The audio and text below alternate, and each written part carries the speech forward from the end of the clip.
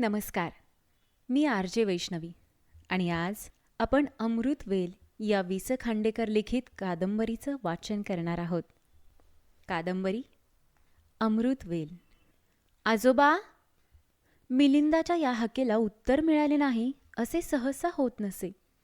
त्याला वाटले आरामखुर्चीत पडल्या पडल्या आजोबांना झोप लागली असावी. हळूच चवड्यांवर चालत तो त्यांच्याजवळ गेला. तरीही आजोबा हलले नाहीत, बोलले नाहीत. त्यांच्या मांडीवर एक पुस्तक पडले होते. ते उघडे होते, मात्र ते पाहत होते समोर एका मोठ्या फोटोकडे. मिलिंदाला त्या फोटोतली आपली आई काही केलं आठवत नसे. आजोबांचे डोळे उघडे होते. त्यांचे विचित्र पाहणे बघून मिलिंदाला कसेसेच झाले. दर सोमवारी आजीबरोबर तो बाबुलनाथाच्या देवळात जाई. तिथे बसलेल्या एका आंधळ्याच्या थाळीत आजी एक पैसा टाकी. प्रत्येक वेळी तो त्या आंधळ्याच्या डोळ्यांकडे पाहत राही, कुतूहलाने, पण मनातल्या मनात भयभीत होऊन. मग त्या अनामिक भीतीने त्याचे मन काजळून जाई. आजोबांकडे पाहता पाहता त्या आंधळ्या डोळ्यांची आठवण झाली त्याला. दादांनी पुस्तकाबरोबर डोळेही मिटले. थकलेल्या म्हाताऱ्या हमालाने हुश्य करावे तसे त्यांनी श्रीहरी श्रीहरी असे उद्गार काढले. लागले नेत्र रे पहिले तिरी ही ओळ ते गुणगुणले. मग उदास हास्य करीत ते पुटपुटले. पहिले तिरी. काव्य, नुसतं काव्य. कुणाशी तरी बोलत असल्याप्रमाणे त्यांनी नकारार्थी मान हलवली. जणू त्यांना म्हणायचे होते, जीवन समुद्र विशाल आहे, चित्र विचित्र आहे, जितका सुंदर तितकाच भयंकर आहे. पण त्याला ना ऐलतीर ना पैलतीर. या समुद्रात माणसाचं भक्ष्य असणारी मासळी भरपूर आहे. मात्र माणूस ज्यांचं भक्ष्य बनू शकतो असे शार्क मासेही काही त्यात थोडे थोडके नाहीत. सुस्कारा सोडून दादांनी डोळे उघडले. किती वाजले हे पाहण्याकरिता त्यांनी मान वळवली. मिलिंद मुकाट्याने आपल्यापाशी उभा आहे हे आता कुठे त्यांच्या लक्षात आले. सशाच्या पिलाला गोंजरावे तसे त्याला कुरवाळीत दादांनी विचारले, राजाधिराज मिलिंद महाराज, काय हुकूम आहे? जेवायला उठायचं? स्वयंपाक मघाशीच झाला आजीचा, पण मावशी कुठं आली अजून? अजून? हा शब्द कानी पडताच दादा दचकले. बंदुकीच्या आवाजाने झाडावरल्या पाखराने घाबरून पंख फडफडावेत तशी त्यांच्या मनाची स्थिती झाली. त्यांनी मनगटावरल्या घड्याळाकडे पाहिले. 9:30 होऊन गेले होते. दुपारी 4ला बाहेर पडली होती नंदा. 5.5 तास. त्यांचे पितृमन एकदम अस्वस्थ झाले. लगेच व्यवहारी मन त्यांचे समाधान करू लागले. ही मुंबई आहे बाबा, मुंबई. इथं मनुष्य माणूस असतो तो केवळ आपल्या स्वप्नात. एरवी एका जगडव्याळ यंत्रातला एक क्षुद्र खिळा, एवढीच त्याची किंमत. पेंगुळलेल्या मिलिंदाने जांभई दिली. त्याची पाठ थोपीत दादा म्हणाले, मावशीची वाट बघत बसू नकोस आता. जा, जेव जा आधी. अहो माई, तक्रारीच्या स्वरात मिलिंद उत्तरला, मी नाही जेवणार मावशी आल्याशिवाय. जेवल्यावर कालची गोष्ट सांगणार आहे ती पुढं. मी सांगीन तुला गोष्ट, मग तर झालं. मावशीसारख्या गोष्टी कुठे येत आहेत तुम्हाला? आम्हाला नाही आवडत त्या तुमच्या रामाच्या आणि शिवाजीच्या गोष्टी. वक्त्याने रंग येऊन बोलू लागावे तसा मिलिंद सांगू लागला, आजोबा, मावशीच्या कालच्या गोष्टीत की नाही एक भूत आहे, मोठं भूत. सबंध म्हणतात त्याला. भूताच्या गोष्टी खूप खूप आवडतात मला. कालच्या त्या गोष्टीत की नाही एका राजाचा मुलगा आहे, त्याचं नाव आमलेट. त्या आमलेटच्या बापाचं भूत येतं त्याला भेटायला. मिलिंदाचा सबंध म्हणजे संबंध आणि राजपुत्र आमलेट म्हणजे हॅमलेट हे लक्षात येताच दादांना हसू आले. पण या चिमुकल्या वक्त्याचा विरस होऊ नये म्हणून त्यांनी ते आवरले. मात्र मनात ते नंदावर नाराज झाले. हॅमलेटची गोष्ट ही काय चिमुरड्या पोरांना सांगायची कथा आहे? इंग्रजी घेऊन नंदा यंदा MA झाली. अगदी थोड्या गुणांनी वर्ग चुकला तिचा. इतकी हुशार, इतकी विचारी. पण लहान मुलाला कोणत्या गोष्टी सांगाव्यात हे काही अजून कळत नाही तिला. बाळपण म्हणजे समुद्राच्या वेळेवरल्या मऊ मऊ वाळूत इवले इवले किल्ले बांधण्याचा काळ. यावेळी हिमखंड किती प्रचंड असतो, त्याचा राक्षसी देह समुद्रात कसा लोपलेला असतो आणि मोठ्या मोठ्या आगबोटींना तो लीलेने कशी जलसमाधी देतो हे चिमण्या जीवांना कशाकरिता सांगायचे. दादा काही बोलत नाहीत असे पाहून मिलिंदाच्या गाडीने रूळ बदलले. दादांच्या अंगावर रेलून एखादी गुप्त गोष्ट सांगावी तसा तो त्यांच्या कानात कुजबुजला. आजोबा, मावशी अगदी वाईट झालीये बघा. मागं कशी छान छान विमानं करून द्यायची मला, पण सकाळी विमानाचा हट्ट धरला तेव्हा एक चापटी मारली ना तिनं मला. मग डोळे पुशीत ती खिडकीपाशी गेली. माझ्याशी तुट्टी केली तिनं. नंदाचे मन असे सैरभैर का झाले आहे हे दादांना ठाऊक होते, पण मिलिंदाला ते कसे समजावून सांगायचे. 5 महिन्यांपूर्वी झालेल्या शेखरच्या अपघाती मृत्यूने आयुष्याच्या उंबरठ्यावरच नंदाला मोठी ठेच लागली होती. तिच्या संसाराच्या सुंदर स्वप्नाचे तुकडे तुकडे झाले होते.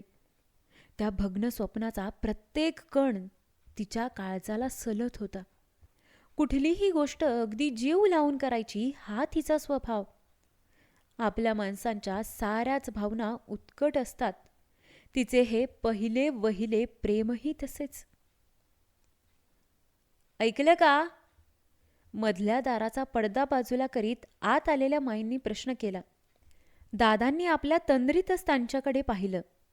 सतारीची तार एकदम तुटावी तसे काहीतरी त्यांच्या काळजात झाले. 6 वर्षांपूर्वी माईंची मुद्रा कशी टवटवीत गुलाबासारखी दिसायची. 6 वर्षांपूर्वी सुमित्रा गेली. आता हे नंदाचे दुःख. अक्षता पडायच्या आधीच ही दुर्घटना घडली हे केवढे सुदैव. नाहीतर. दादांनी माईकडे टक लावून पाहिले. भरून आलेल्या आभाळासारखे माईचे डोळे त्यांना भासले.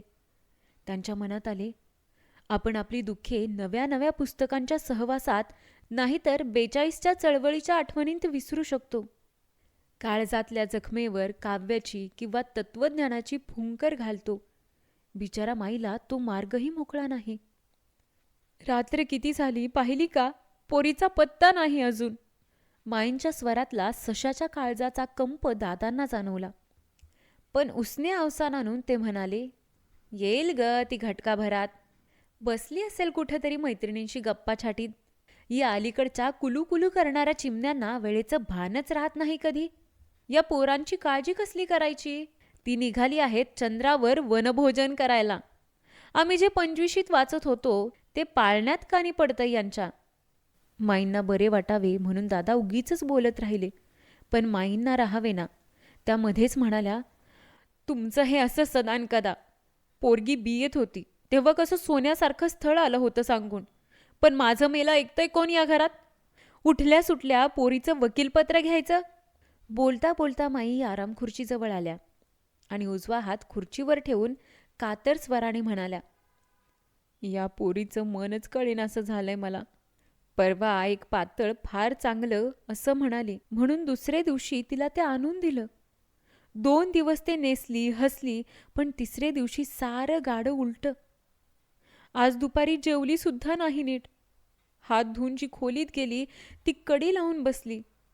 चहा घेताना सुद्धा घुमीच होती. या अलीकडल्या पोरी आणि त्यांची ही प्रेम. अहो, वाईट वेळ काय सांगून येते. मोठ्या मोठ्यांच्या मुली संध्याकाळी फिरायला म्हणून जातात काय, नि दुसरे दिवशी त्यांची प्रेतं कुठेतरी सापडतात काय. बोलता बोलता त्यांचा गळा दाटून आला. त्या एकदम थांबल्या. पदराने डोळे पुशीत समोरच्या सुमित्रेच्या फोटोकडे पाहू लागल्या. अमंगल शंकेसारखी झपाट्याने वाढणारी विषवल्ली जगात कुठलीही नाही. माईंच्या बोलण्याने दादा विलक्षण बैचेन झाले. संध्याकाळी बाहेर पडताना पोरीने खोलीत काही पत्रबित्र लिहून ठेवले नसेल ना. सुन्न मनाने ते उठले. जड पावलांनी ते नंदाच्या खोलीकडे जायला निघाले. जाता जाता त्यांनी खिडकीतून डोकावून बाहेर पाहिले. रस्त्यावर कुठेतरी नंदा दिसेल या अंधुक आशेने. लांब रुंद रस्त्यावरला माणसांचा पूर थोडासा ओसरला होता, मात्र मोटारींचा पाठशिवणीचा खेळ अजून चालूच होता. समोरच्या इमारतींतल्या मजल्यावर खोली खोलीत दिवे हसत होते, नाचत होते. चमचमत्या काजव्यांनी फुललेल्या उंच प्रचंड वृक्षांसारख्या त्या वास्तू वाटत होत्या. आकाशवाणीच्या मधुर स्वरांचा सुगंध वायुलहरीत तरंगत होता. महानगरातून वाहणाऱ्या त्या महानदीकडे दादांनी निरखून पाहिले. नंदाच्या आकृतीचा भास त्यांना कुठेही झाला नाही. अर्धांगाने विकल झालेल्या शरीरासारखी त्यांच्या मनाची स्थिती झाली. या जगात माणूस किती एकाकी आहे, किती अगतिक आहे याची जाणीव होऊन ते जागच्या जागी थबकले. त्यांना वाटले माणसांनी गजबजलेल्या इमारती नाहीत या, ही सारी खुराडी आहेत. या खुराड्यांतील कबुतरे आपापल्या टीचभर जागेत आनंदाने घुमत आहेत. पण एका खुराड्याचा दुसऱ्या खुराड्यातल्या सुखदुःखांशी काही संबंध नाही. अशाच एका खुराड्यातले एक चिमणे कबूतर आज परत आलेले नाही. त्याच्या जिव्हारी लागलेली जखम अचानक उलून वाहू लागली असेल का? का डोळ्यांपुढे अंधारी येऊन ते कुठेतरी मान टाकून पडले असेल? दादांनी नंदाच्या खोलीचे दार उघडले. दिवाच्या बटनावर बोट ठेवले. क्षणभर त्यांचा हात थरथरला. खोली उजळून निघाली. किती सुरेख दिसत होती ती. सारे कसे नीटनेटके जिथल्या तिथे होते. खाटेवर घातलेल्या सुंदर चौघड्यांच्या हिरव्या पलंग पोसाला कुठेही सुरकुती नव्हती. उशीचा आभरा आत्ताच परटाकडून आणल्यासारखा दिसत होता. मेजावरल्या फुलदाणीतील रंगीबेरंगी फुले खेळून घरी परत जाणाऱ्या बालकांप्रमाणे एकमेकांशी गूज गोष्टी करत होती. खोलीतल्या वस्तूंत नंदाची सौंदर्यदृष्टी प्रतिबिंबित झाली होती. शेखरविषयीच्या तिच्या आकर्षणाच्या मुळाशी सुद्धा हे सौंदर्यप्रेमच असावे. मोठा रुबाबदार दिसत असे तो, वैमानिकाच्या वेशात तर. पण मृत्यू कुणाचीही कदर करीत नाही, कशाचीही पर्वा बाळगीत नाही. जीवनात येणारे ते अनादी, अनंत आणि अंधळे असे चक्रीवादळ आहे. दादा कोपऱ्यातल्या पुस्तकांच्या शेल्फकडे वळले. अभिमान आणि समाधान यांची संमिश्र लाट त्यांना क्षणभर सुखावून गेली. नंदाची बुद्धी आपण बाळपणीच ओळखली. तिच्या वाचनाला वळण लावले. नाना विषयांची गोडी तिच्या मनात निर्माण केली. ते कौतुकाने पाहू लागले. सारी पुस्तके कशी व्यवस्थित लावून ठेवली होती शेल्फवर. कवायतीला उभा केलेल्या बालकांसारखी दिसत होती ती. हा शेक्सपियर, हा इब्सेन, हा शॉ, हा चेवॉक्स, सारे नंदाचे आवडते नाटककार. हे जुन्या बाजारातून तिने कष्टाने पैदा केलेले महाभारताचे मराठी खंड. हे तिचे आवडते भवभूतीचे उत्तर रामचरित. हा अलीकडेच तिला आवडू लागलेला हेमिंग्वे. त्यांना त्या पुस्तकांकडे अधिक वेळ पाहावे ना. नंदा एवढी बुद्धिमान, या साऱ्या ग्रंथकारांवर प्रेम करणारी, तिने जीवाचे काही बरे वाईट केले असेल? माणसाची बुद्धी आणि त्याच्या भावनांचा मेळ या जगात कधीच बसत नाही. दादा अतिशय अस्वस्थ झाले. ते लगबगीने नंदाच्या टेबलाकडे वळाले. मेजावर डाव्या बाजूला 2 पुस्तके पडली होती. त्यांतले मोठे पुस्तक त्यांनी उचलले. तो होता महाभारताचा खंड. एक खूण दिसली त्यात. मोठ्या उत्सुकतेने दादांनी ते पान उघडले. ती खूण म्हणजे नंदाच्या एका मैत्रिणीची लग्नपत्रिका होती. महाभारताच्या त्या पानावर कथा होती ती सावित्रीची, यमपाशातून पतीचे प्राण मुक्त करणाऱ्या पतिव्रतेची. नंदा हे आख्यान वाचित आहे, म्हणजे ती अजून शेखरच्या मृत्यूविषयीच विचार करीत आहे म्हणायची. त्यांनी झटकन दुसरे पुस्तक उचलले. ते होते हॅम्लेट नाटक. आगरकरांनी केलेला मराठी अनुवाद. नंदाचे शेक्सपियरचे वेड दादांना परिचित होते. तिचे इंग्रजीचे प्राध्यापक नलिनी रंजन दास हे शेक्सपियरचे परमभक्त होते. नंदा त्यांची फार आवडती विद्यार्थिनी. दासबाबूंचे एक आवडते वाक्य अनेकदा दादांना सांगितले होते तिने. दासबाबू नेहमी म्हणायचे, गांधीजींना मी फार मानतो, पण माणूस ही काय चीज आहे आणि जग हा केवढा मोठा अजबखाना आहे याची जाणीव गांधींपेक्षा शेक्सपियरला अधिक होती. गांधी होते अर्धे शहाणे. जगात पूर्ण शहाणा असा एकच मनुष्य होऊन गेला, शेक्सपियर. हॅम्लेटमध्येही एक खूण दिसत होती. दादांनी ते पान उलगडले. 3ऱ्या अंकातला 4था प्रवेश होता तो. हॅम्लेट आणि त्याची आई यांच्यातल्या समोरासमोरच्या संघर्षाचा. त्या पानावर हॅम्लेटच्या एका भाषणाच्या दोन्ही बाजूंना तांबड्या पेन्सिलच्या वेड्या वाकड्या रेघा दिसत होत्या. दादा तो भाग वाचू लागले. हॅम्लेट आईला म्हणत होता, तुझ्या विश्वासनेचा प्रकार काही अलौकिक आहे. तुझ्या बरोबरीचा मी तुझा मुलगा जिवंत असताना 13 दिवसांच्या आत तू त्या जाराशी पाठ लावलास. तेव्हा तू साक्षात राक्षसी नव्हेस काय? तुझ्या कामवासनेला जसा काही ऊत आला आहे. खातेऱ्यात जशी डुकरं लोळतात त्याप्रमाणे त्या अधमाला अंथरुणावर घेऊन जा आणि एकमेकांना मिठ्या घाला, कवटाळा, मुके घ्या, हवा तसा धिंगाणा करा. उठ इथून, मला तुझं हे काळं तोंड दाखवू नकोस. त्या वेड्या वाकड्या तांबड्या रेघांकडे दादा चमत्कारिक दृष्टीने पाहू लागले. परीरघडीच्या कपड्यांनी भरलेल्या कपाटातून सापाचे पिल्लू बाहेर पडावे तसे काहीतरी त्यांना हॅम्लेटचे हे भाषण वाचून वाटले. या खुणा कोणी केल्या? या नंदाच्या आहेत की आधीच कोणीतरी केल्या आहेत? या नंदाच्या असल्या तर एकाच वेळी सावित्रीसारख्या पवित्रतेचे आख्यान आणि हॅम्लेटच्या आईसारख्या कुलटेची कथा ती का वाचित आहे? तिच्या मनात कसले वादळ उठले आहे? सावित्री आणि हॅम्लेटची आई, कुठे अमृतफळ आणि कुठे कवंडल? कुठे ऐन दुपारचा सूर्यप्रकाश आणि कुठे मध्यरात्रीचा काळोख? अस्वस्थ मनाने दादांनी टेबलाचा डावा खण ओढला. त्यात रबर, आकडे, पेन्सिली, रंगीबेरंगी फिती, 2-3 फाउंटेन पेन असले बरेच साहित्य होते. तो खण बंद करून दादा उजवा खण उघडू लागले, पण तो बाहेर येईना. नंदा त्याला कुलूप करून गेली आहे हे त्यांच्या लक्षात आले. त्या खणात काय बरे असावे? इतरांपासून लपवण्यासारखे काहीतरी? झोपेच्या गोळ्या? कसले तरी विषारी औषध? आपल्या हळवेपणाचे त्यांचे त्यांनाच हसू आले. ते विचार करू लागले. बहुधा शेखरची पत्रे तिने या खणात जपून ठेवली असावीत. त्याचा एक सुरेख फोटोही होता तिच्यापाशी. तोही या खणात असेल.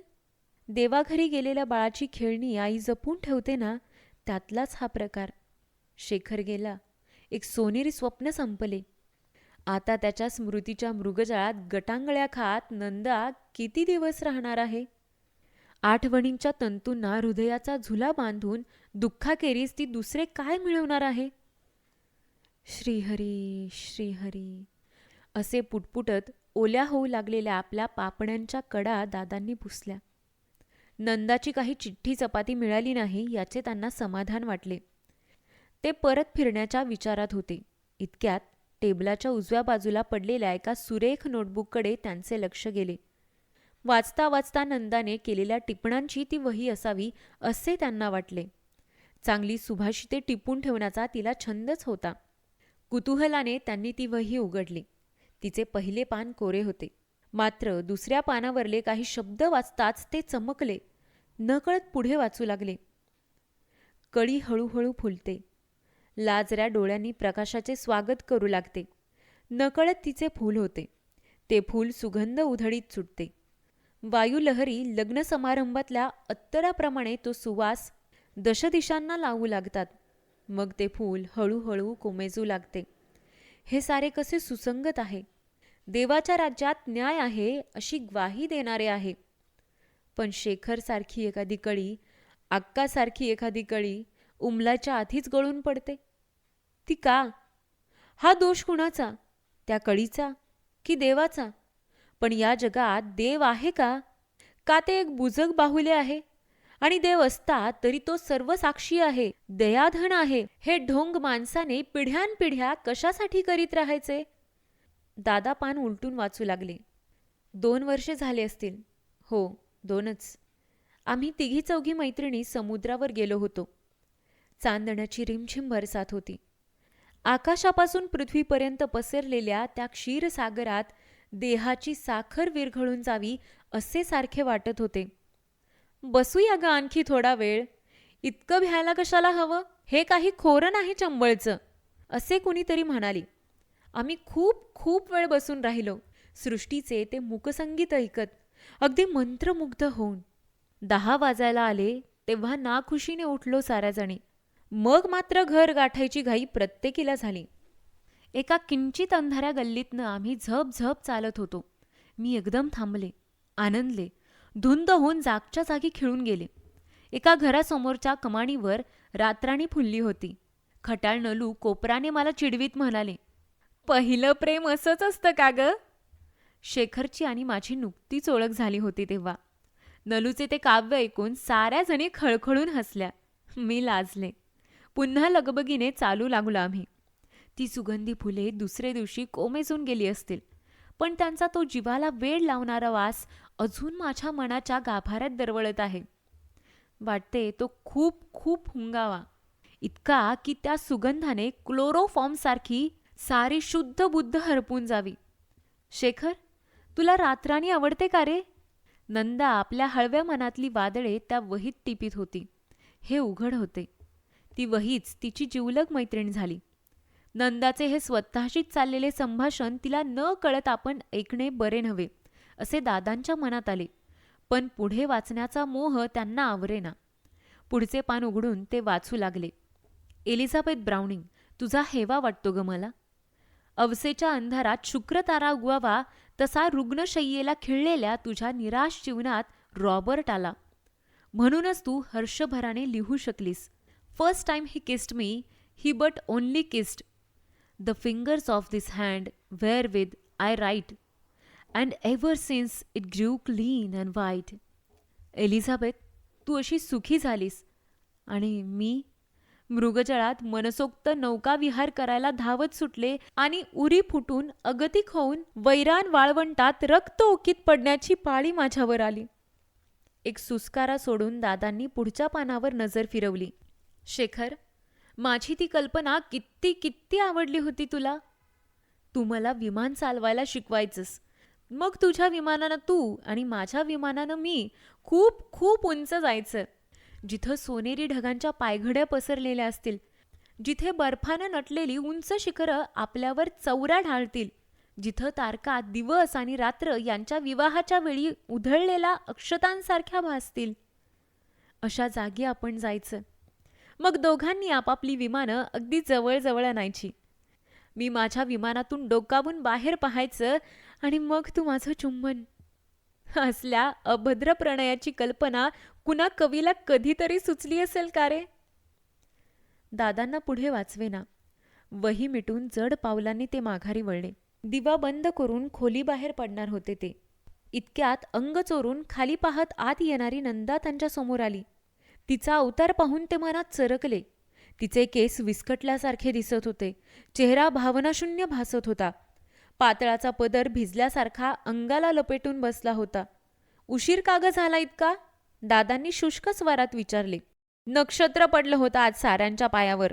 एक मैत्रीण घरी असेल तर शपथ. मग म्हटलं दासबाबूंना फार दिवस भेटले नाही म्हणून माटुंग्याला गेले, पण ते तरी कुठं घरी होते. आज सारी मुंबईच बाहेर पडली होती म्हणायची. चोरांना खबर नसावी याची. नाहीतर दिवसा उजेडीच आपला धंदा सुरू केला असता त्यांनी. तसं नाही हो दादा. त्यांची दृष्टी चुकवीत नंदा कातर स्वराने उत्तरली. मघापेक्षाही अधिक कोरड्या आवाजात दादा म्हणाले, आज पाऊसही पडलेला दिसतोय माटुंग्याला. हा सरता पाऊस फार लहरी. तिकडे महालक्ष्मीला अभिषेक करील, पण इकडे आमचा बाबुलनाथ मात्र कोरडा राहील. दादा सहसा रागवत नसत, पण ते रागावले म्हणजे त्यांच्या बोलण्याला चटकन उपरोधाची धार येई, फुटलेल्या काचेच्या कांगोऱ्यासारखी. त्यांचा एक एक शब्द मग बोचत टोचत राही. नंदाला याचा चांगला अनुभव होता. त्यामुळे नजर वर करण्याचा धीर होईना तिला. काय बोलावे हेही कळेना. बेसूर झालेल्या गायकाने सुरेल होण्याचा प्रयत्न करावा तशी आपल्या आवाजाला मायेची डूब देत दादा म्हणाले, या उशिराबद्दल चांगली शिक्षा झाली तुला आज. त्यांच्या बोलण्याचा रोख नंदाला कळला नाही. ती गोंधळून त्यांच्याकडे पाहू लागली. हसण्याचा प्रयत्न करीत दादा म्हणाले, तुझं ते लाडकं गाणं लागलं होतं मागाशी रेडिओवर, पण तू कुठं होतीस घरात? कुठलं गाणं? आभाळ निवळले आहे हे ओळखून नंदाने प्रश्न केला. या तुमच्या अलीकडच्या गाण्यांच्या ओळी काही पटकन आठवत नाहीत बुवा आपल्याला. काय बरं आरंभ आहे त्याचा? हां, ओ सजना बरखा बहार आई. या गाण्याचे गोड सूर 6 वर्षांचे 6 समुद्र पहिल्या वर्षांतल्या अतिशय सुंदर दिसणाऱ्या वसुंधरा गुप्तेने ते गाणे इतके सुरेख म्हटले होते की त्या गीताच्या तरल स्वरांवर तरंगतच नंदा घरी परतली होती. त्या गाण्याच्या मोहिनीमुळे वसुंधरेशी मैत्री करण्याचा प्रयत्न केलेला होता तिने. पण वसू होती अबोल, आपल्याच नादात गुंग असणारी, स्वतःभोवती पिंगा घालणारी. तरीही तिच्या गोड गळ्याने वेडावून गेलेल्या नंदाने आग्रह करून 3-4 वेळा तिला घरी आणले होते. माईला वसू फार फार आवडली होती. ओ सजना हे गाणे तिने म्हणून दाखवले तेव्हा माई म्हणाली होती, आज तुझी दृष्ट काढायला हवी पोरी, नाही तर. पुढे लवकरच तिने कॉलेज सोडले. ती कुठे गेली कोण जाणे. ती पुन्हा आपल्याला भेटेल का? भेटली तर आपण म्हणू, वसू ते गाणं म्हणत राहा गडेसारखी. कुठलं गाणं? इतक्यात विसरली. ओ सजना बरखा बहार आई. तुझ्या गोड सुरांच्या धुंदीत मला माझं सारं दुःख विसरून जाऊ दे. नंदा, अगं नंदा, जेवायला चल ना. माईंच्या शब्दांनी नंदा आपल्या तंद्रीतून जागी झाली. दादांनी डोळे उघडण्याचा प्रयत्न केला पण ते सहज उघडेनात. अंग तर कसे जड शिळेसारखे झाले होते. किती वाजले असतील? खिडकीतून खोलीत येणाऱ्या बाहेरच्या उजेडात त्यांनी मनगटावरले घड्याळ डोळ्यांजवळ नेऊन पाहिले. 1:25. त्यांनी कानोसा घेतला. एरवी एकसारखा गरजत कल्लोळत फेसाळत असलेला मुंबईचा जनसागर सुद्धा यावेळी शांत होता. मग आज अगदी अवेळी आपली अशी झोपमोड का व्हावी? ते आठवू लागले. नंदाची चिंता करीतच आपण झोपी गेलो. एकच प्रश्न आपल्या मनात खेळत होता. नंदा सावित्रीचे आख्यान का वाचित आहे? मृत्यूनंतर मात करण्याचे बळ मनाला मिळावे म्हणून, की अज्ञाताच्या अथांग दर्याच्या तळाशी गेलेली शेखरची नौका पुन्हा वर यावी म्हणून? पण ते कसं शक्य आहे? तसले चमत्कार पुराण कथांत घडतात, 20व्या शतकातल्या माणसांच्या संसारात नाहीत. या विचाराने स्वप्नात सावित्रीच्या कथेभोवतीच आपले मन भ्रमंती करीत राहिले असावे. हळूहळू आपल्याला सावित्रीच्या जागी नंदा दिसू लागली. आणि मग दादा मोठ्या कष्टाने स्वप्नातल्या दृश्यांची संगती जुळवू लागले. पण काही केल्या त्या वेड्या वाकड्या कपट्यांतून संपूर्ण चित्र तयार होईना. त्यांना अंधुक अंधुक आठवू लागले. सत्यवानाच्या कुऱ्हाडीचा घाव वटवृक्षाच्या फांदीऐवजी सावित्रीच्या मस्तकावर बसला होता. सावित्री, छे! नंदा, छे! अश्वत्थामा, भळभळणारी ती जखम दोन्ही हातांनी गच्च धरून ते हात पुरुषाचे होते. स्वप्नांच्या या अर्धवट आठवणीने ते अस्वस्थ झाले, कुशीवर वळले, पण त्यांना चैन पडेना. नंदा स्वस्थ झोपली आहे की नाही हे पाहण्याकरिता ते पाऊल न वाजवता तिच्या खोलीकडे गेले. खोलीचे दार बंद दिसत होते, पण आतून उजेडाची तिरीप बाहेर येत होती. म्हणजे नंदा अजून जागी आहे. काय करते ती? दादांनी हळूच दार लोटले, ते उघडले. मेजावरला दिवा जळत होता. खाटेवर नंदा झोपली होती. दादा दिव्याजवळ जाऊन उभे राहिले. नंदाच्या मुद्रेकडे पाहत पाहत धो धो पावसात वळचणीखाली लपायला आलेल्या चिमणीची त्यांना आठवण झाली. टेबल लॅम्प तसाच जळत राहिला आहे. तेव्हा नंदा काहीतरी वाचित बसली असावी आणि वाचत वाचत कंटाळून ती बिछाणावर येऊन पडली असावी, असा त्यांनी तर्क केला. ते टेबलाकडे गेले. नंदा बराच वेळ काहीतरी लिहित बसली होती हे आता त्यांच्या लक्षात आले. त्यांनी वाकून वरच्या कागदावरील पहिली ओळ वाचली. तीर्थरूप दादांच्या चरणी. म्हणजे नंदा आपल्याला हे पत्र लिहायला बसली होती. दादांनी ते सारे कागद उचलले. खाटेपाशी जाऊन नंदाच्या पायांजवळची पातळ चादर हळूच तिच्या अंगावर घातली आणि मेजावरला दिवा बंद करून ते खोली बाहेर पडले. यापुढे नंदाच्या या पत्रात नेमका काय मजकूर दादांनी वाचला हे आपण पाहूयातच, परंतु पुढील भागात. पुढील भाग पाहण्यासाठी आत्ताच माझ्या चॅनलला सबस्क्राईब करा, लाईक करा आणि हा व्हिडिओ तुमच्या मित्रपरिवाराला शेअर करा. धन्यवाद.